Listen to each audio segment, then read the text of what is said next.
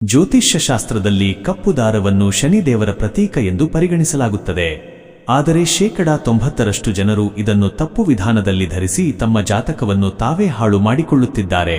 ಕಪ್ಪು ದಾರವನ್ನು ಧರಿಸುವುದರ ಸರಿಯಾದ ನಿಯಮಗಳು ಮತ್ತು ಅದರಿಂದ ಆಗುವ ಪ್ರಯೋಜನಗಳನ್ನು ಈಗ ತಿಳಿಯೋಣ. ಪುರುಷರು ಕಪ್ಪು ದಾರವನ್ನು ತಮ್ಮ ಬಲಗೈಗೆ ಧರಿಸಬೇಕು.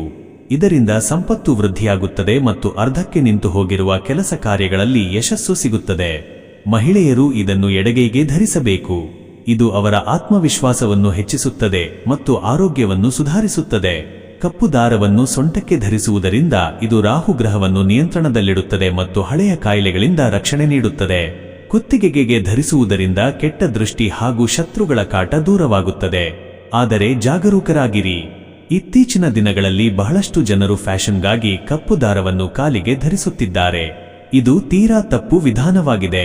ಇದು ಶನಿ ದೇವರಿಗೆ ಮಾಡುವ ಅಪಮಾನವಾಗಿದ್ದು, ಇದರಿಂದ ಜೀವನದಲ್ಲಿ ಅನಗತ್ಯವಾಗಿ ಕಷ್ಟಗಳು ಮತ್ತು ಹೋರಾಟಗಳು ಎದುರಾಗುತ್ತವೆ.